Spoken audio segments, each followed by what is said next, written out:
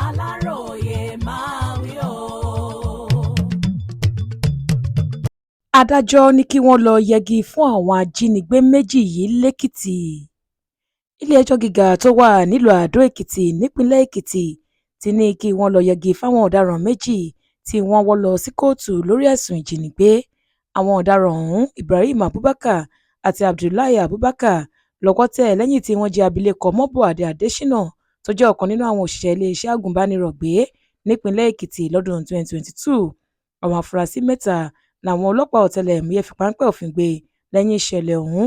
ọdún 2022 yìí kan náà ni wọ́n sì ti fojú gbogbo wọn balẹ̀-ẹjọ́ gíga eléyìí tó jẹ́ ìkíní tó wà lágbègbè Fájuyì ládó-èkìtì fún ẹ̀sùn ìjínigbé tí wọ́n fi kàn wọ́n lọ́dún náà lọ́hùn-ún.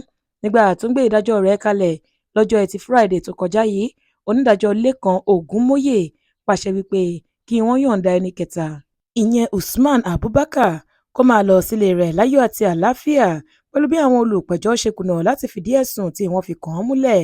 ní ti àwọn méjì yòókù, Ibrahim àti Abdullahi, onídàájọ́ Ògúnmóyè ní gbogbo ẹ̀rí táwọn olùpẹ̀jọ́ ṣàfihàn ní kóòtù ló fìdí rẹ̀ múlẹ̀ pé wọ́n jẹ̀bi ẹ̀sùn ìjínigbé tí wọ́n fi kàn wọ́n. adájọ́ ní òun dájọ́ ikú fún wọn àti pé ṣe ni wọ́n gbọ́dọ̀ lọ yẹgi fún wọn títí tí ẹ̀mí yóò fi bọ́ lára wọn. níparí ọ̀rọ̀ rẹ̀, onídàájọ́ Ògúnmóyè kan sára sáwọn ọlọ́pàá ọ̀tẹlẹ̀múyẹ́ fún iṣẹ́ takuntakun tí wọ́n ṣe kọ́wọ́ tó tẹ àwọn ọ̀daràn náà. Olúṣèyẹ Ìyíáde ló ṣe àkójọpọ̀ ìròyìn yìí fún ìkànnì Aláròyé Online TV.